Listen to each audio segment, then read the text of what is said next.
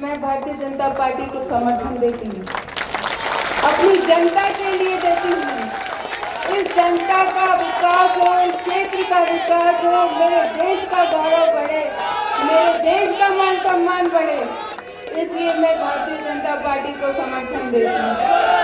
और मैं आशा करती हूँ कि यहाँ बैठा हर भारतीय, चाहे किसी भी जाति से हो, चाहे किसी भी धर्म से हो, अगर वो सच्चा हिंदुस्तानी है तो निश्चित रूप से वो भारतीय जनता पार्टी के साथ खड़ा रहेगा और मजबूती से खड़ा रहेगा। ज़्यादा वक्त नहीं लूंगी, बस मैं यही चाहती हूँ कि अपने देश का मान सम्मान बना रहे, अपने देश का गौरव बना रहे, हम रहे या ना रहे, मेरा देश हमेशा बना रहे। आज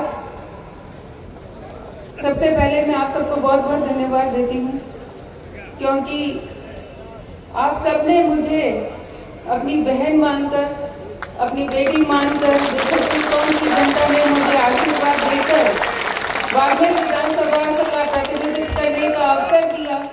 राजस्थान विधानसभा में आपकी आवाज़, आपके हक की आवाज़ उठाने का जो मौका दिया, तो इस अवसर पर सबसे पहले मैं आप सबको बहुत बहुत धन्यवाद देती हूँ। बहुत दिनों बाद पुराना समय याद आया, क्योंकि कमल का फूल हमेशा से मन में था। मैंने राजनीति शुरू की थी तो भारतीय जनता पार्टी के साथ की थी, हमेशा काम किया तो राष्ट्रवादी विचारधारा के साथ किया था। लेकिन हाँ, परिस्थितियां होती हैं, कभी हालात होते हैं, क्योंकि आदरणीय अनुराग जी चौधरी साहब भी यहाँ है, आज वो भारतीय जनता पार्टी में है, लेकिन किसी वक्त में कुछ हालात थे, तब आपने भी निर्दलीय चुनाव लड़ा था और जीते थे। तो कई बार ऐसी परिस्थितियां, ऐसे हालात हो जाते हैं, लेकिन फिर भी मैं राष्ट्रवादी विचारधारा से मुझे हमेशा प्रेरणा मिलती रही, हमेशा उसी भाव के साथ कार्य करती रही। जब राजस्थान का विधानसभा चुनाव था, तब एक बहुत कठिन परिस्थिति थी और उसमें छत्तीसगढ़ की जनता ने जो निर्णय लिया, क्योंकि उस वक्त एक निर्णय करने का वक्त था, और छत्तीसगढ़ की जनता ने निर्णय लिया और बाप जी जगरामपुरी जी और सभी संतों को आशीर्वाद रहा। वो उस वक्त की जरूरत थी, उस वक्त की आवश्यकता थी और आप सबने साथ दिया, उसके लिए धन्यवाद। लेकिन आज मैं आपके बीच में यहाँ खड़ी हूँ क्योंकि आज फिर से एक निर्णय करने की आवश्यकता है। आज जो निर्णय करना है सिर्फ एक चुनाव की बात नहीं है, एक चुनाव में समर्थन देने की बात नहीं है। आज निर्णय हमें ये करना है कि हमें हमारे देश को किस दिशा में आगे ले जाना है। आज वो वक्त है कि हम निर्णय करें कि मैं बड़ा या मेरा देश बड़ा, मेरा स्वाभिमान बड़ा या मेरे देश का सम्मान बड़ा, मेरा शब्द बड़ा या देश का गौरव बड़ा। और इसीलिए आज जरूरी है कि हम सब मिलकर एक निर्णय लें। और आज जो आपके बीच में हूँ, मैं मानती हूँ मुझे विधानसभा जो चुनाव था वो बहुत अलग तरह का चुनाव था, क्योंकि कोई पार्टी का नाम नहीं था। हर पार्टी से, हर समाज से, हर जाति से, हर धर्म के लोगों ने मेरा मदद किया, मेरा सहयोग किया। आज इस मंच के माध्यम से मैं उन सबको भी धन्यवाद देती हूँ।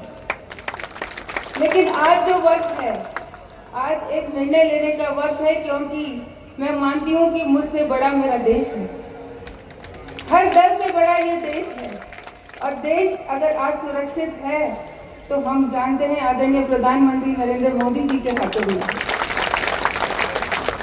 आदरणीय नरेंद्र मोदी जी जब से प्रधानमंत्री बने, हम जानते हैं कि हम जहाँ बैठे हैं अपने आप को सुरक्षित महसूस करते हैं।